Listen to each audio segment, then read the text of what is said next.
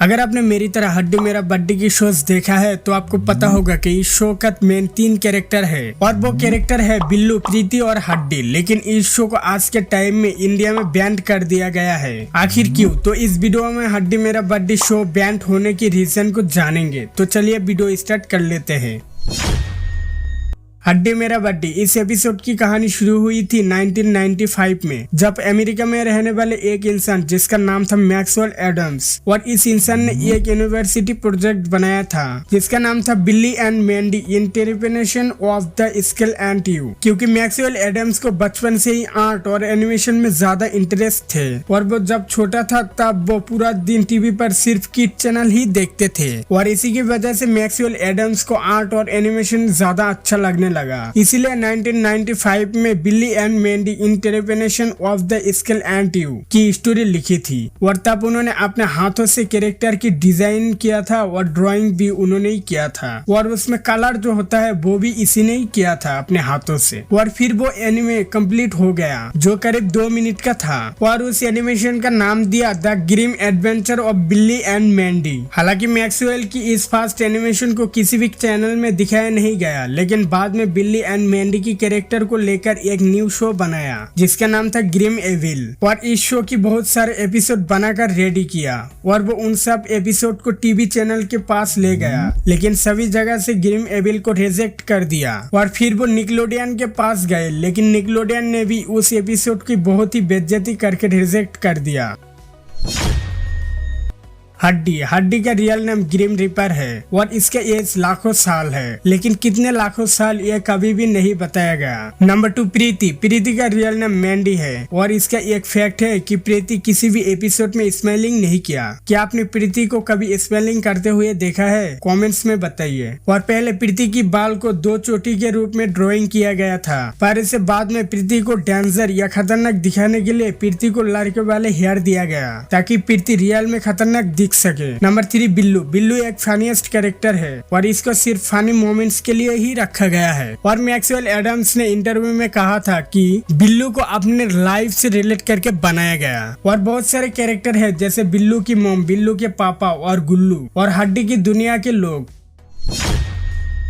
The Grimm adventure of बिल्ली and Mandy India में हड्डी मेरा बड्डी के नाम से फेमस है। अगर पूरी दुनिया की बात करें तो इसे सिर्फ बिल्ली एंड मैंडी के नाम से जानते हैं। और हड्डी मेरा बड्डी का पहला नाम था ग्रिम एविल, और उसके बाद इसका नाम चेंज करके द ग्रिम एडवेंचर ऑफ बिल्ली एंड मैंडी रखा गया। लेकिन इंडिया में इस शो का नाम चेंज करके हड्डी मेरा बड्डी रखा गया।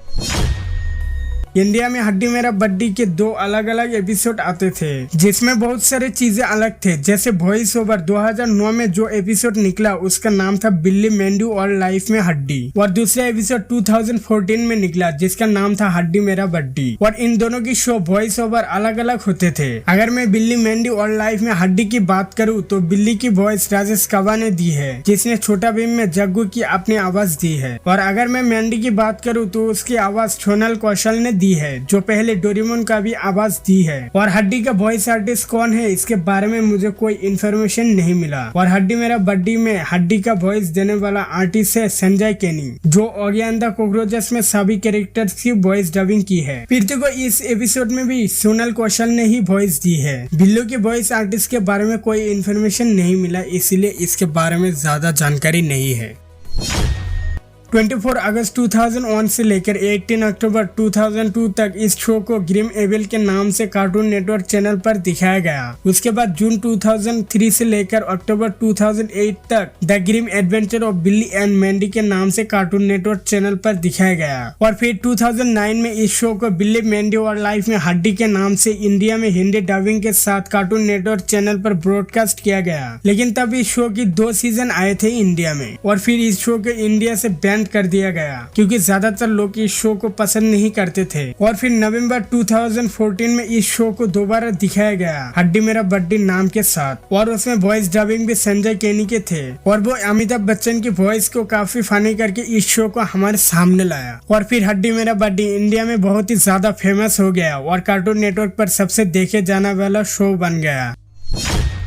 2008 में ही हड्डी मेरा बड्डी के न्यू एपिसोड को बनाए गए थे, जिसमें टोटल 6 सीजन थे और उनमें से ही मैक्सवेल ने हड्डी मेरा बड्डी के एक ऐसा स्पेशल एपिसोड बनाया था जिसका नाम था अंडर फिश हेलो एंड बास। कहा जाता है कि यही एपिसोड हड्डी मेरा बड्डी का लास्ट एपिसोड है, क्योंकि इस एपिसोड को पब्लिश करने के बाद और भी कई सारे एपिसोड आने वाले थे, लेकिन ऐसा नहीं हुआ क्योंकि इस स्पेशल एपिसोड के बाद मैक्सवेल एडम्स का कार्टून नेटवर्क से कनेक्ट टूट गया और मैक्सवेल एडम्स किसी दूसरे प्रोजेक्ट पर काम करने के लिए डिज्नी चैनल के पास चले गए, जिसके कारण हड्डी मेरा बड्डी का कोई नया एपिसोड नहीं आया और अंडर फिश हेलो एंड बास इस शो का लास्ट एपिसोड बनकर रह गया। लेकिन अमेरिका कार्टून नेटवर्क में इस शो को पुराने एपिसोड को ही दिखाया जाता है, लेकिन इंडिया में इस एपिसोड का कोई अता पता ही नहीं है।